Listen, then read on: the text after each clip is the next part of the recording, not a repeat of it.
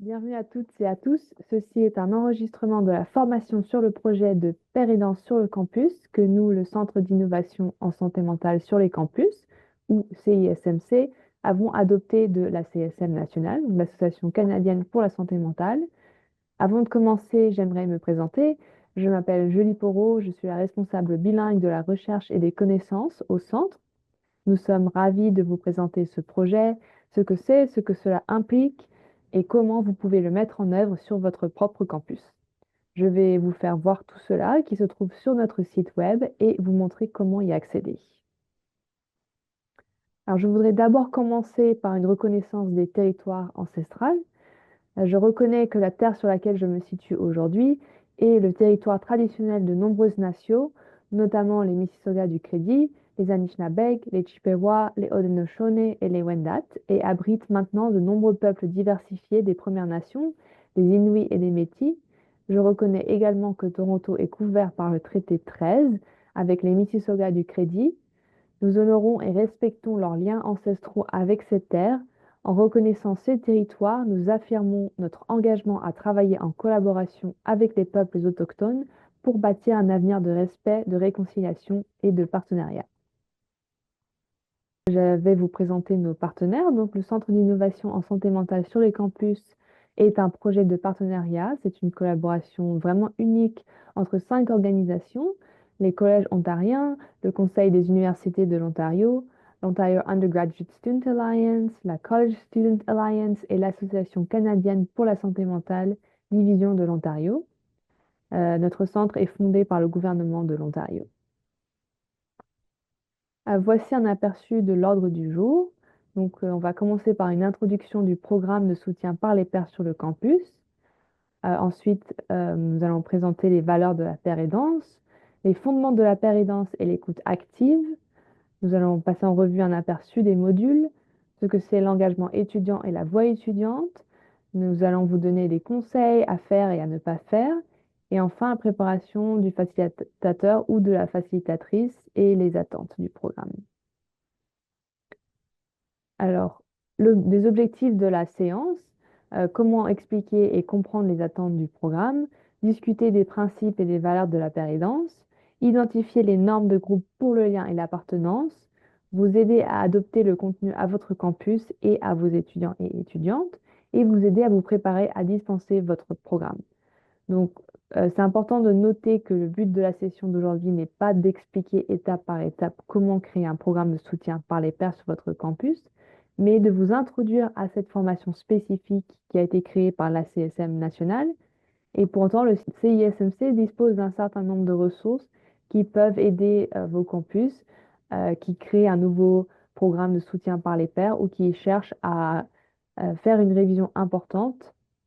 Nous avons une communauté de pratique anglophone sur le soutien par les pairs qui se réunit une fois par trimestre. Donc, si vous souhaitez vous joindre à cette communauté de pratique, je vous conseille d'aller visiter notre site web dans la partie événements. L'une des ressources que vous pourriez trouver utile si vous travaillez dans le domaine du soutien par les pairs est la trousse d'outils du CISMC pour le soutien par les pairs sur le campus. Cette trousse d'outils peut servir de guide pour la mise en œuvre et le fonctionnement des programmes de soutien par les pairs sur le campus. Ce guide fournit des conseils et des recommandations sur la préparation à l'élaboration d'un programme de soutien par les pairs et la présentation de ces arguments au cadre supérieur de l'établissement d'enseignement postsecondaire, le recrutement, la formation et la supervision des pairs aidants, et enfin la gestion et l'évaluation d'un programme de soutien par les pairs. Pour commencer, je vais vous présenter un peu l'historique de ce projet et la façon dont il s'est concrétisé. Donc, le projet de Pairs aidants sur le campus était un projet pilote de 3 ans de la CSM nationale qui offrait une formation spécialisée et une certification en Pairs aidants sur 5 campus canadiens en partenariat avec les bureaux locaux de la CSM afin de fournir aux étudiants et étudiantes de niveau postsecondaire les outils dont ils et elles ont besoin pour assurer le bien-être de leurs pairs. Les établissements impliqués dans le projet pilote étaient l'Université de l'île du Prince-Édouard, l'Université du Nouveau-Brunswick, l'Université Trent, Medicine Hat College et l'Université de la Colombie-Britannique. Les filiales de l'ACSM comprenaient l'ACSM de l'île du Prince-Édouard, du Nouveau-Brunswick, de Halliburton, Kawartha, Pine Ridge et de Medicine Hat. Donc maintenant que le projet est terminé, le CISMC héberge ses ressources pour s'assurer que vous avez tous accès aux outils, au matériel et à l'information. Le matériel disponible sur notre site offre au campus postsecondaire deux options pour dispenser la formation à la péridance, la formule standard et la formule intensive, que je vais vous présenter dans quelques instants. Pour chaque formule, il existe des guides d'animation, des documents à distribuer et des diapositives standards qui peuvent être téléchargés et utilisés. Avant d'aborder les formules et les modules, je tiens à préciser que nous ne sommes pas là pour vous dire comment utiliser le matériel de ce projet. Si vous envisagez de lancer un nouveau programme de péridance sur votre campus, il vous sera peut-être utile de suivre l'une des formules du début à la fin. Si vous avez déjà mis en place un programme de péridance sur votre campus, mais que vous recherchez simplement des ressources supplémentaires pour améliorer votre formation par les pairs, vous trouverez peut-être utile de choisir les supports qui vous conviennent le mieux. Tout cela pour dire que vous êtes invité à modifier et adapter la formation aux besoins de votre campus, que vous partiez de zéro ou que vous améliorez un programme de péridance déjà existant. Avant d'aborder la formule de votre choix et son contenu, une section d'orientation s'applique aux deux formules. L'orientation donne un aperçu du programme et sert de point de départ pour présenter aux personnes péridantes le programme, les exigences du programme, ainsi que les principes et les valeurs de la péridance. Sur notre site, vous trouverez le guide d'animation, les exemples de diapositives et les documents d'accompagnement à présenter à vos personnes aidantes avant de commencer la formule standard ou intensive, comme je l'ai mentionné tantôt. Dans l'ensemble, cela devrait prendre environ 2 heures. Voici la section orientation de notre site web. Si vous scannez le code QR qui se trouve sur le diapositive ici, vous y accéderez directement ou vous pouvez aller sur notre site web qui est campusmentalhealth.ca/fr et cliquer sur formation. Comme vous pouvez le voir, tout le matériel est là pour que vous puissiez offrir l'orientation. En parcourant l'aperçu du programme dans la section d'orientation, vous tomberez sur un document qui détaille les exigences auxquelles les étudiants et étudiantes doivent satisfaire pour réussir la formation. Donc, il s'agit des exigences fixées par la CSM nationale pour son projet spécifique, mais il n'est en aucun cas obligatoire d'avoir les mêmes exigences sur votre campus. Ça ne veut pas dire que vous ne pouvez pas avoir ces mêmes exigences pour votre propre formation, mais je tiens juste à souligner que vous n'êtes pas lié par ces exigences lorsque vous utilisez le matériel de péridance sur notre site. Comme je l'ai mentionné, il y a deux types de formules qui peuvent être utilisées pour ce projet, formule standard, formule intensive. Formule standard de la formation à la péridance est conçue pour être couverte sur une période d'environ 4 jours. 5 modules y sont approfondis. Chaque module est accompagné de guides de l'animation, de documents à distribuer et d'activités. Nous examinerons les modules un peu plus loin dans cette présentation. Ensuite, la formule intensive, qui est une version condensée de la formation à la péridance, qui couvre des sujets similaires à ceux de la formule standard, mais qui peut être dispensée en 2 jours. Cette formule est également accompagnée de guides d'animation, de documents à distribuer et d'activités. Je souhaite aussi que vous compreniez un peu les différences entre ces deux formules à part la durée. Donc voici un tableau qui les compare. La formule standard comporte 18 activités et les principaux thèmes abordés sont rôle et responsabilité, force personnelle, bien-être et résilience, écoute active et partage et situation de crise. Et pour la formule intensive, donc il y a 8 activités et les sujets clés sont rôle et responsabilité, force personnelle, lien et appartenance et communication efficace. Donc vous voyez, c'est similaire, mais formule standard un peu plus intense. Formule standard, oui, plus détaillée. Et si vous faites défiler la section orientation de notre site web, vous verrez d'abord la formule standard, puis la formule intensive. La formule standard est divisée en 5 modules. En cliquant sur la petite flèche à côté de chaque module, vous obtiendrez un menu déroulant de tous les éléments relatifs à ce module spécifique. c'est-à-dire les guides d'animation, les documents distribués et les activités. La formule intensive vous fournit les documents pratiques et les guides pour chaque journée. Là, vous voyez jour 1 et puis ensuite jour 2. En vous familiarisant avec les guides de l'animateur pour ces projets, vous remarquerez que le terme système de gestion de l'apprentissage, ou SGA, revient souvent. Le projet original mené par la CSM nationale a utilisé un SGA. Dans leur cas, il s'agissait de Brightspace comme moyen de suivre le journal et les exigences d'enregistrement des personnes pères aidantes.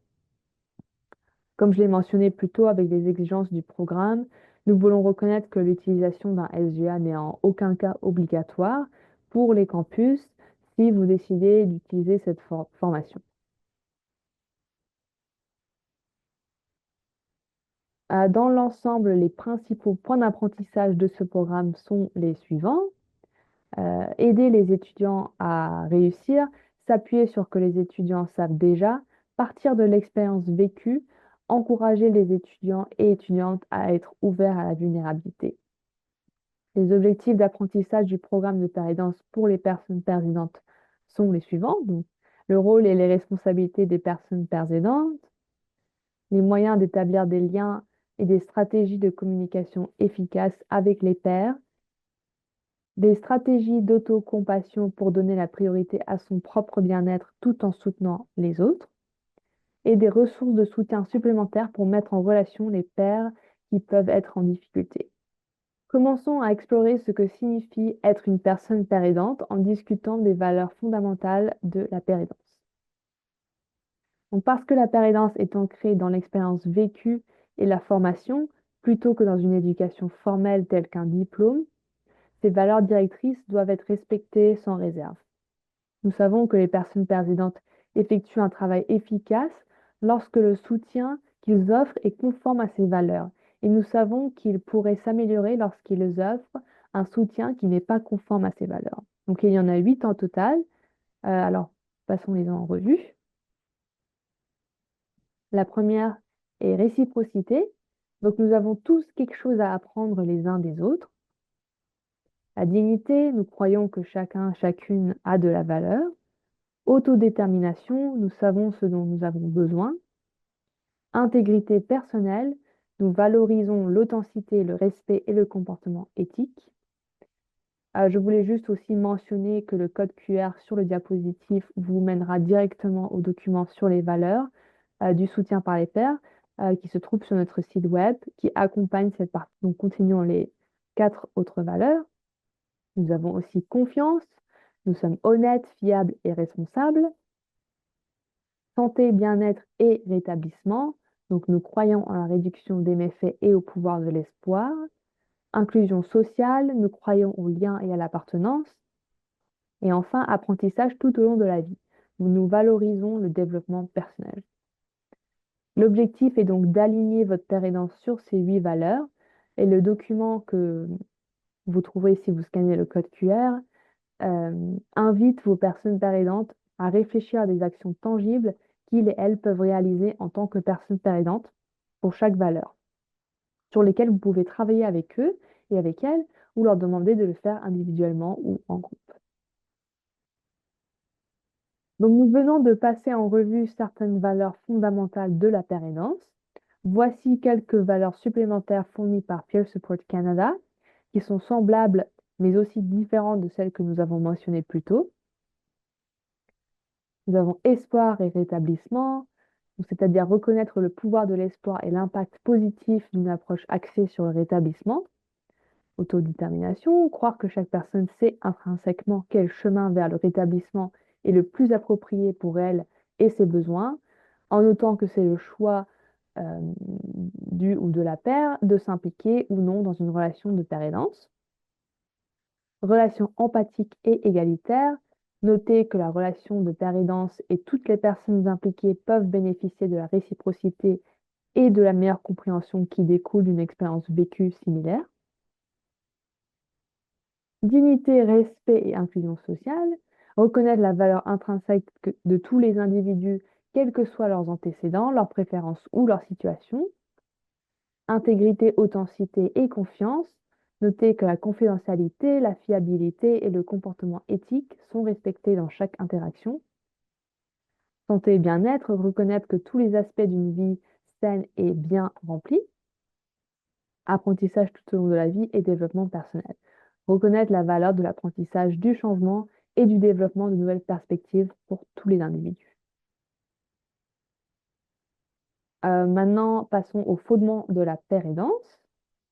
Donc, il s'agit d'un soutien émotionnel et pratique entre deux personnes qui partagent une expérience commune, comme un problème de santé mentale.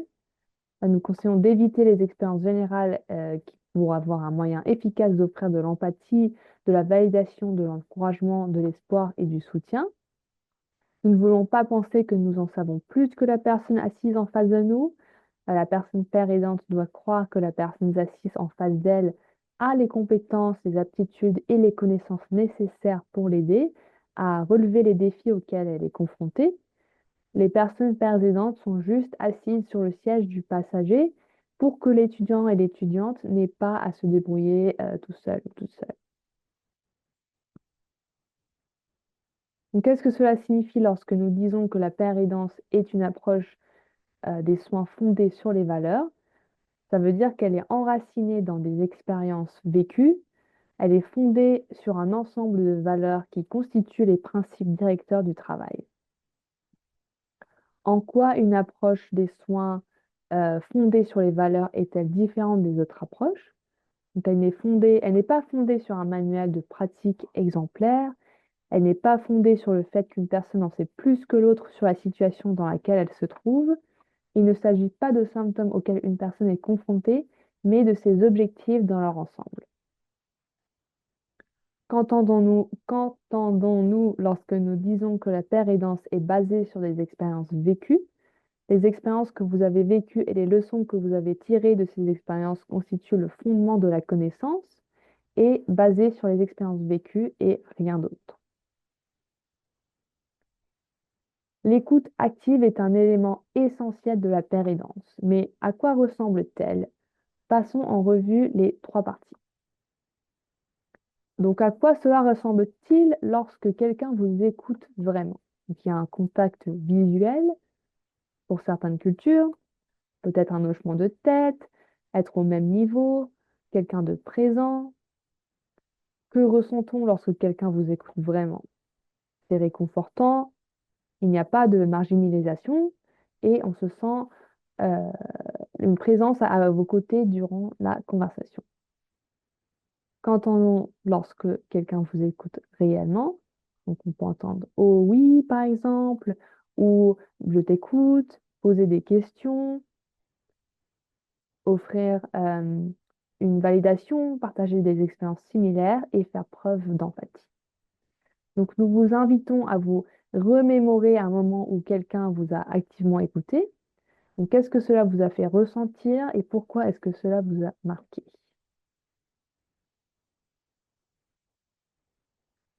Donc, maintenant, réfléchissons un peu. Examinez un peu les questions qui se trouvent sur l'écran et réfléchissez-y. Nous vous invitons à réfléchir à la manière dont vous honoriez ces valeurs dans vos interactions quotidiennes entre vous avec les étudiants et étudiantes qui accèdent aux services sur votre campus. Nous vous invitons également à demander aux étudiants et étudiantes de discuter de la manière dont ils et elles honorent ces valeurs dans leur interaction quotidienne entre eux ou elles et avec les pairs qui accèdent aux services sur votre campus. Jetons maintenant un coup d'œil à chaque module et familiarisons-nous avec le contenu et l'approche. Il y a 5 modules au total, comme je vous l'ai mentionné plus tôt.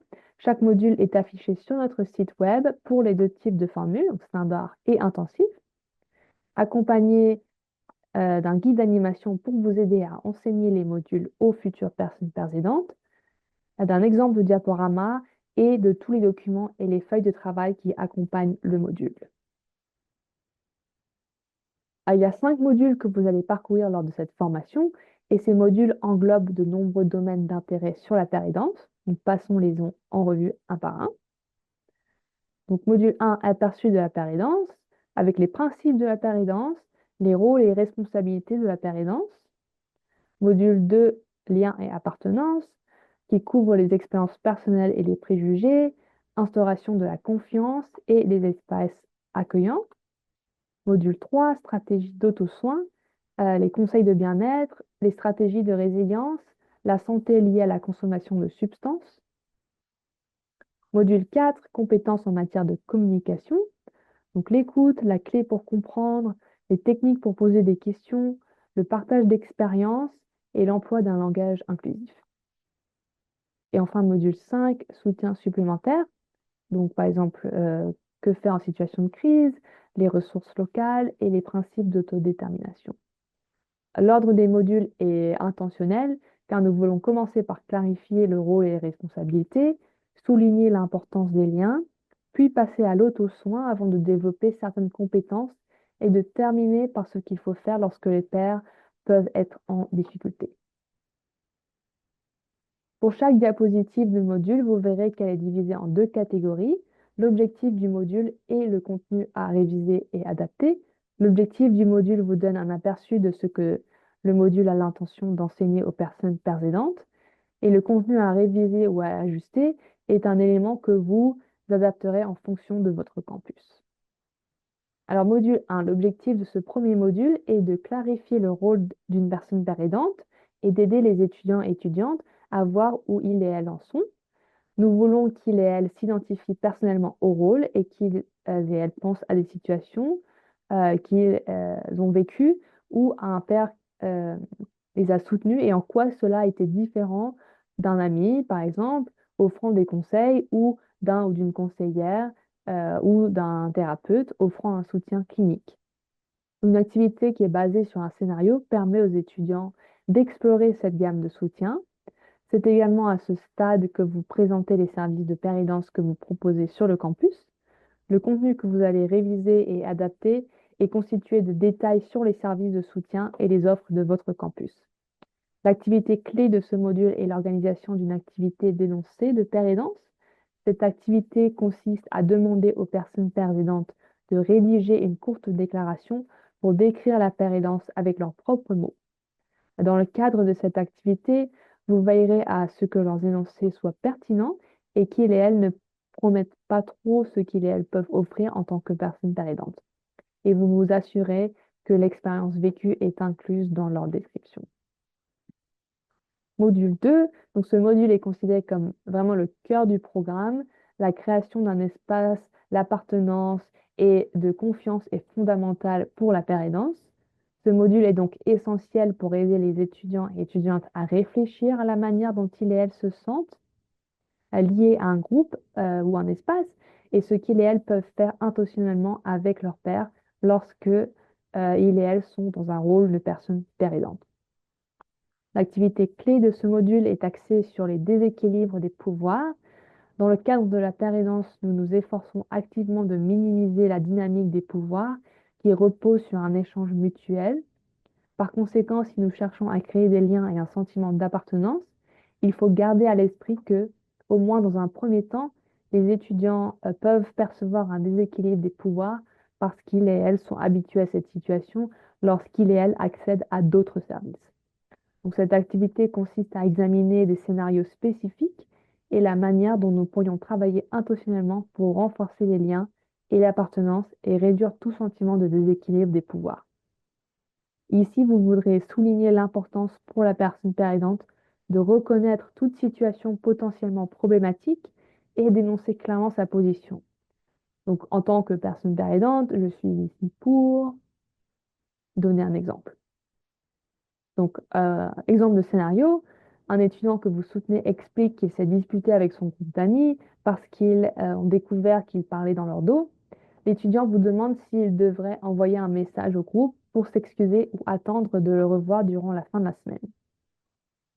Répondez ensemble à ces questions. Que pouvons-nous faire pour montrer que le soutien entre pairs repose sur un échange mutuel? Que pouvons-nous faire pour atténuer la dynamique de pouvoir? Donc, par exemple, un exemple de réponse suggérée.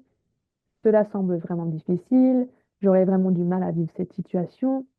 Quels sont les avantages d'envoyer un texto au lieu d'attendre? Le guide d'animation contient quelques exemples et des suggestions de réponses pour les scénarios que vous pouvez travailler avec vos personnes pairs aidantes. afin de souligner l'aspect de la mutualité et des liens et de réduire les déséquilibres des pouvoirs.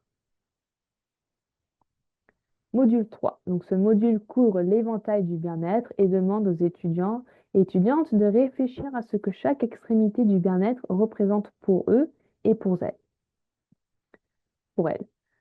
Pour ce module, vous devrez ajouter des informations et ressources de contact local et informer les étudiants et étudiantes que le contenu que vous aborderez pourrait être déclencheur.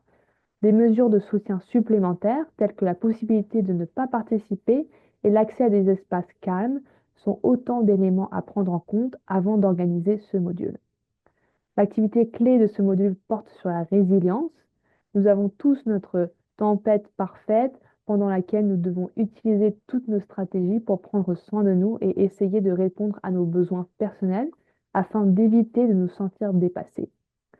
Pour développer la résilience, il faut savoir ce qui est susceptible de créer du stress dans notre système et essayer de planifier à l'avance. Pour ce faire, les personnes pères aidantes doivent prendre conscience de ce qui se passe pour chacune d'entre elles, ce qui est susceptible de les pousser à leurs limites, puis développer un système d'alerte précoce afin de mettre en place des stratégies, des mesures de protection et des ressources pour les aider à gérer la situation. Plus elles seront capables d'identifier leurs propres stratégies pour soutenir leur bien-être physique, émotionnel et mental, plus elles seront en mesure de soutenir le bien-être des étudiants qu'elles accompagnent. Pour cette activité, vous fournirez aux personnes pères aidantes une roue du bien-être vierge à remplir et à ajouter à chaque segment de la roue afin qu'elle dispose d'une variété de stratégies pour les aider. Module 4. Dans ce module, les étudiants peuvent s'exercer à développer leurs compétences. Il y a des activités pour pratiquer les stratégies d'écoute et aussi des conseils sur les questions et le partage d'expériences. Au cours de cette séance, vous devrez expliquer les activités sur le terrain qui vont débuter. Il y a donc quelques détails à ajouter à la fin du module, c'est-à-dire les tâches et les responsabilités qui doivent être attribuées. L'activité clé de ce module est le partage d'histoires. Une grande partie de la péridance réside dans le fait que vos personnes péridantes ont vécu des expériences qui les aideront à établir des liens avec les étudiants à les soutenir.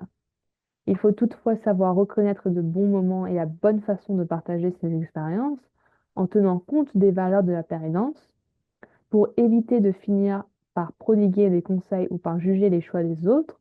Le document et les diapositives vous fournissent un modèle à partager avec les personnes péridantes pour les aider à déterminer comment et quand partager leur expérience. Donc, il faut tenir compte des expériences passées, tenir compte des connaissances acquises, poser des questions de réflexion, utiliser les connaissances acquises pour donner de l'espoir et vérifier la bonne compréhension. Enfin, le module 5, ce module nécessitera du contenu local car vous discuterez des soutiens disponibles sur le campus et dans la communauté locale pour les étudiants et étudiantes qui peuvent être en difficulté. Il y a même une activité où vous invitez les étudiants et étudiantes à partager les services de soutien qu'ils et elles connaissent. Il s'agit d'un autre module pour lequel vous devrez mettre en garde les étudiants et étudiantes contre ce contenu qui peut être déclencheur pour certains d'entre eux et elles.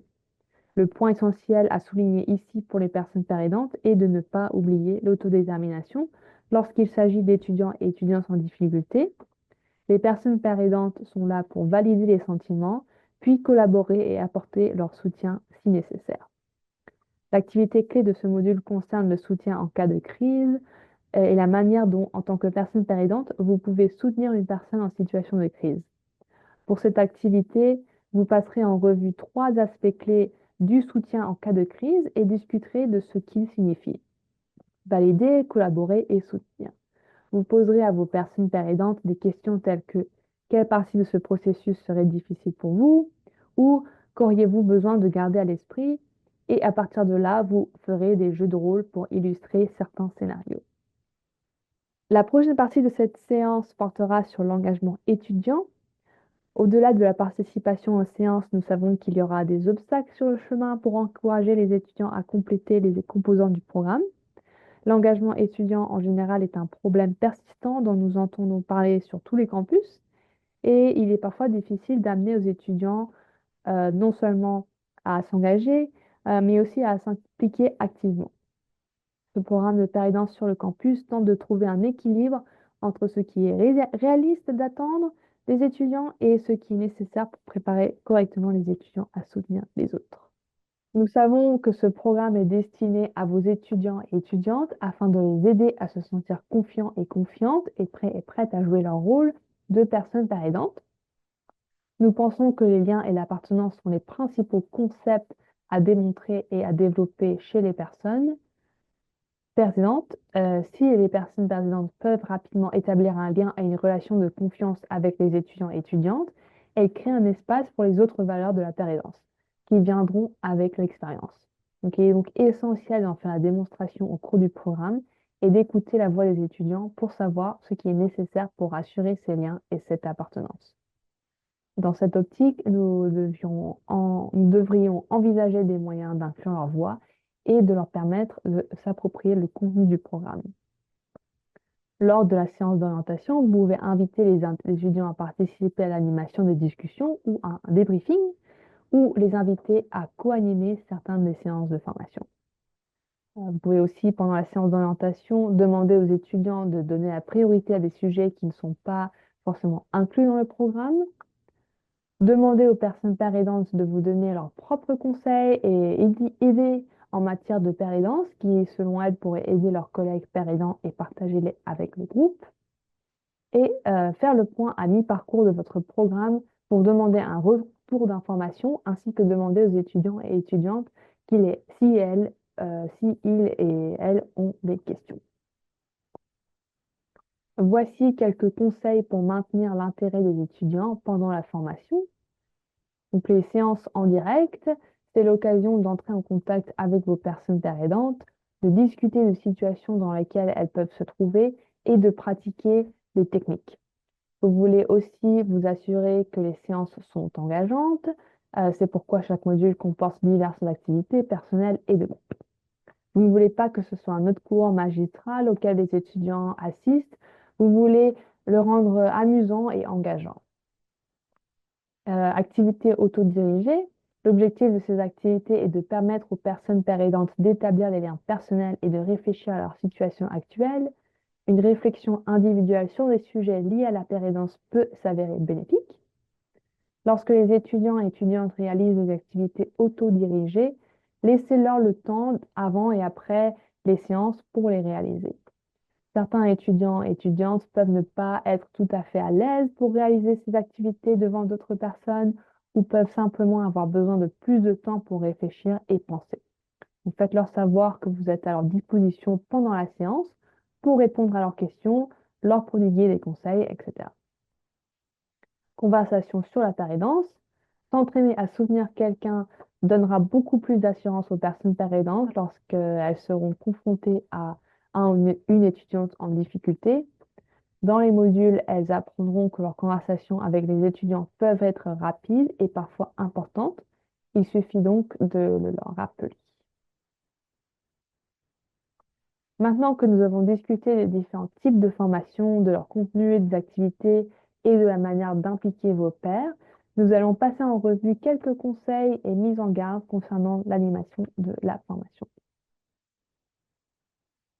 Alors, tenez compte des besoins de vos étudiants et étudiantes, demandez leur avis, faites-les participer à la facilitation et à la création. Donc, pensez encore une fois au déséquilibre des pouvoirs. Ajoutez les soutiens détails locaux, les spécificités de vos offres de services. Partagez des activités ou des ressources supplémentaires qui ont été bien accueillies par vos étudiants et étudiantes. Prévoyez du temps, vous aurez peut-être besoin de plus de temps, surtout si vous êtes novice en matière d'animation, vous pouvez utiliser le temps supplémentaire pour que les étudiants et étudiantes fassent des activités autonomes. À faire attention, donc veuillez trouver un équilibre entre la présentation du contenu et l'animation de la discussion. Et faites attention lorsque vous remplacez ou réorganisez certains éléments de la formation, notamment le contenu, les modules et le déroulement. En résumé, cette liste de vérification est sur quoi vous devez vous concentrer avant de commencer la formation des pairs aidants. Votre préparation doit comprendre les éléments suivants: examiner les attentes du programme, s'informer sur le contenu du programme, suivre la session d'orientation, Identifiez ce que vous devez adapter à votre campus et à vos étudiants et étudiantes. Discutez de la meilleure façon de mettre en œuvre votre programme. Examinez et suggérez l'adaptation du contenu du programme le cas échéant. Fournir l'opportunité de se connecter, de discuter et d'impliquer les étudiants et étudiantes. Fournir des ressources locales auxquelles les étudiants et étudiantes peuvent accéder ou qu'ils et elles peuvent examiner. Animer des sessions en direct. Et enfin, assurer le suivi de la participation aux sessions en direct. La trousse d'outils du CISMC sur l'engagement étudiant a pour but de faire comprendre ce que signifie l'engagement étudiant dans les différents contextes du campus, les pratiques clés pour augmenter l'engagement étudiant et de mettre en lumière les initiatives qui sont actuellement couronnées de succès. Le contenu de cette trousse d'outils peut être pertinent pour le personnel d'enseignement postsecondaire au sein de divers départements, tels que les services de carrière, le bien-être des étudiants, les services d'apprentissage, les administrateurs et administratrices de haut niveau, tels que le doyen ou la doyenne, le corps enseignant. La trousse d'outils comprend également une liste de contrôle de l'engagement au sein des programmes que nous encourageons le personnel à utiliser pour guider le processus vers un engagement réussi dans différents programmes. Alors, merci à vous tous de vous être joints et d'avoir écouté cet enregistrement. Nous espérons que vous avez trouvé cela instructif et que vous partagerez vos réussites en cours de route. Si vous avez des questions ou si vous souhaitez mettre en œuvre le programme de soutien par les pairs, veuillez envoyer un courriel à ma collègue Selina Norman à l'adresse qui se trouve sur le diapositive. Nous vous rappelons que tous les modules, les guides d'animation et les documents sont désormais disponibles sur le site web du CSMC sous l'onglet Formation. Vous êtes libre de télécharger, d'imprimer, de partager tout ce que vous jugez nécessaire pour dispenser la formation à la pérédance sur votre campus. Merci.